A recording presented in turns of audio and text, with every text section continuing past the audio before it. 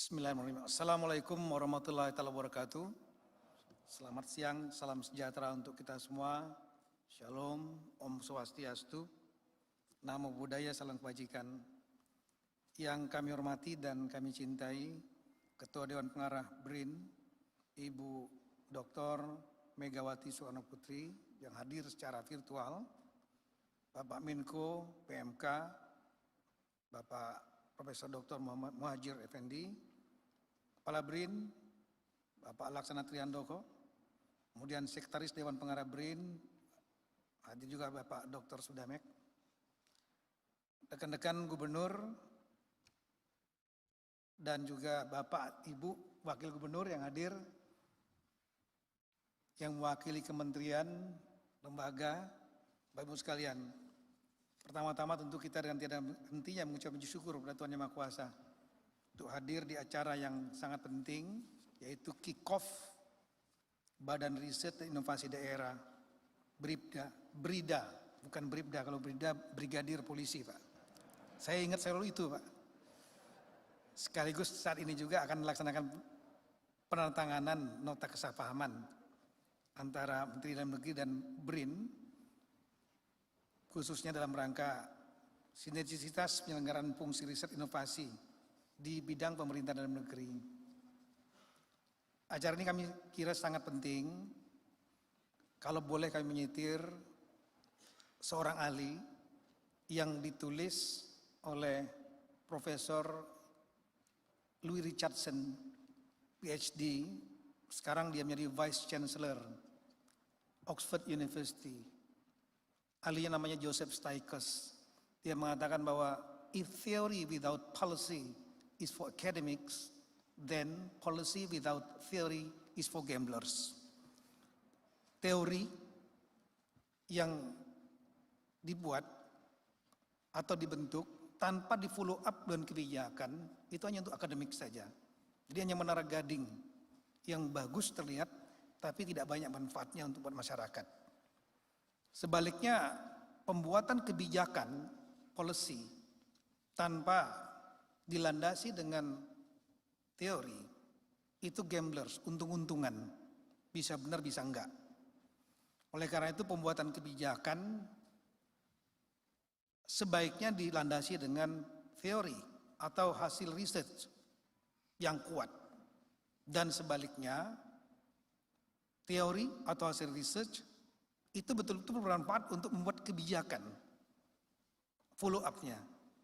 Nah, kami melihat bahwa beberapa contoh ringan bagaimana pentingnya hasil research, misalnya pada saat kita menangani pandemi COVID-19 yang 2 tahun kita sudah lalui, pandemi terluas dalam sejarah umat manusia, bukan terbanyak korban tapi terluas, hampir semua negara kena. Dan pertama kali dalam bangsa Indonesia mengalami pandemi yang semua daerah terkena, provinsi, kabupaten, kota kena. Kita memahami betapa pentingnya mengambil kebijakan dalam menangani pandemi dan dampaknya yang dilandasi dengan research, science based. Misalnya kita paham dari beberapa literatur, virus COVID-19 ternyata bisa dimatikan oleh ultraviolet. Ultraviolet terbesarlah sinar matahari. Jadi kalau kita melihat ada kegiatan-kegiatan di daerah, teman-teman nyemprot dengan disinfektan di jalan raya yang terbuka, aspal, sebetulnya nggak ada gunanya. Kalau kita tahu bahwa hasil research yang sudah ditulis beberapa ahli, ultraviolet bisa membunuhnya. Jadi yang disemprot itu di tempat yang tidak ada sinar matahari, kurang sinar matahari. Seperti di gang-gang, di pasar basah misalnya. Kita tahu juga bahwa dengan dia bisa dibunuh oleh sinar matahari, maka kita membuat kebijakan, membuat policy. Kantor-kantor lebih baik dibuka, gordeng-gordengnya dibuka, jendelanya dibuka supaya terjadi sirkulasi dan ultraviolet masuk. Dan itu sama dengan desinfektan. Seperti ruangan berkarpet seperti ini nggak mungkin disemprot desinfektan, tapi dengan sinar ultraviolet dia bisa untuk virusnya dibunuh. Yang lain kita lihat mengambil kebijakan misalnya survei serologi yang dibuat oleh Kemendagri dengan Kemenkes beberapa waktu yang lalu di bulan November Desember. Terima kasih juga Pak Gubernur dan mendahului Pak Gubernur Bali dan beberapa daerah lain. Survei untuk mengetahui berapa banyak masyarakat yang punya antibodi. Survei menunjukkan 86,6% waktu di bulan Desember. Kemarin Menkes mengklaim melakukan survei yang terakhir bulan Maret 99,2% dari 2.100 sampel. Yang dulu bulan Desember 20.000 sampel di 100 kota.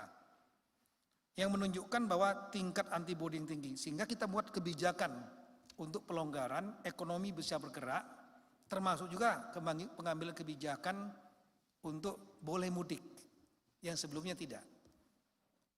This is why science is really important. Jadi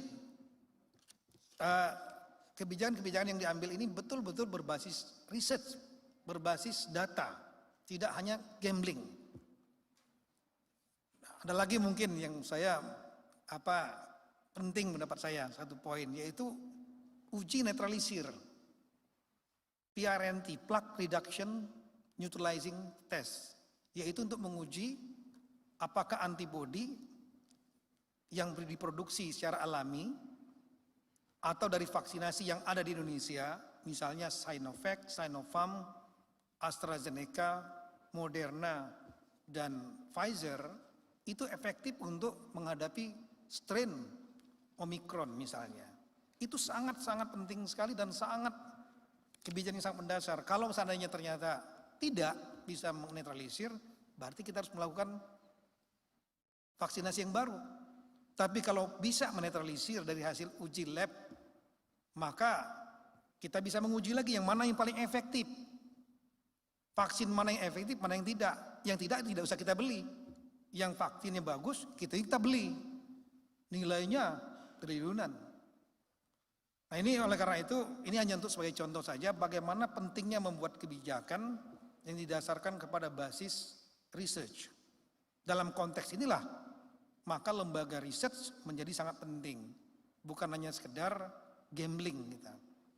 Nah, dalam kegiatan pemerintahan yang jadi salah satu tugas tanggung jawab dari Kemendagri, ini banyak sekali hal-hal yang bisa dilakukan research dan inovasi.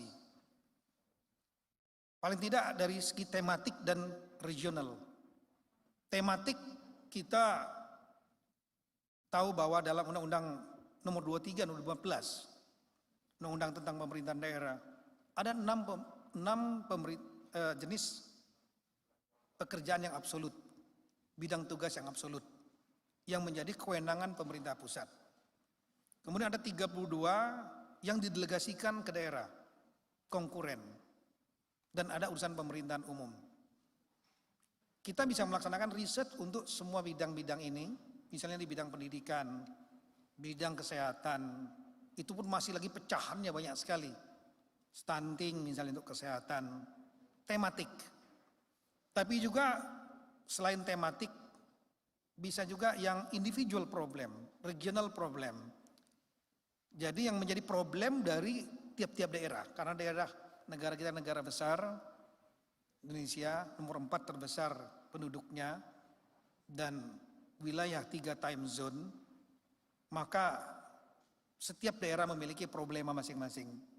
Oleh karena itu, pada kesempatan yang baik ini, saya sangat menyambut gembira, terima kasih banyak kepada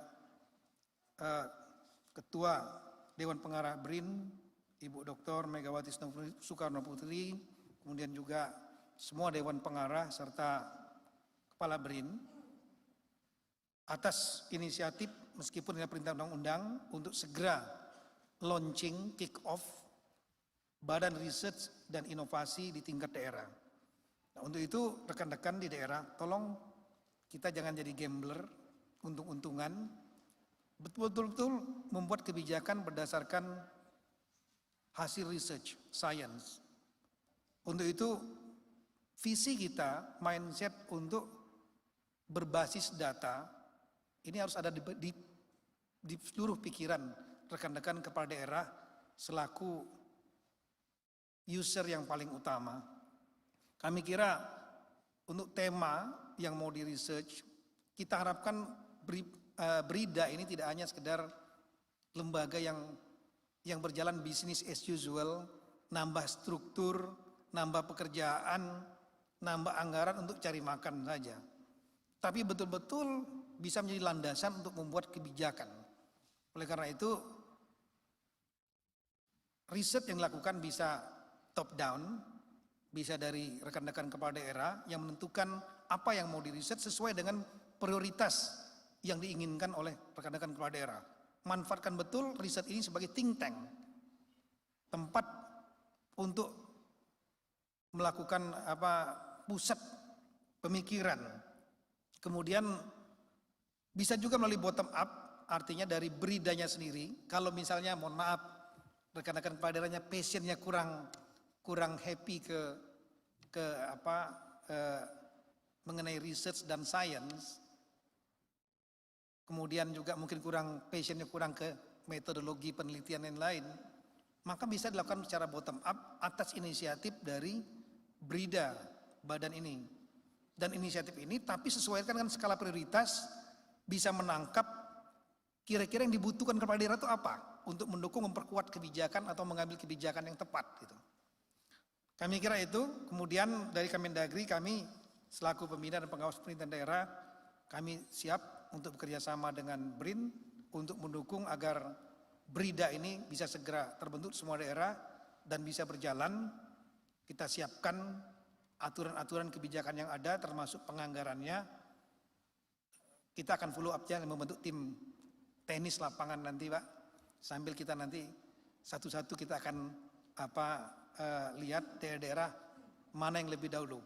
Tapi nanti tentunya kita berharap rekan-rekan berlomba-lomba di daerah untuk secepatnya membentuk BRIDA ini dan betul-betul manfaatkan untuk membuat basis kebijakan oleh Bapak-Bapak sekalian, Ibu sekalian.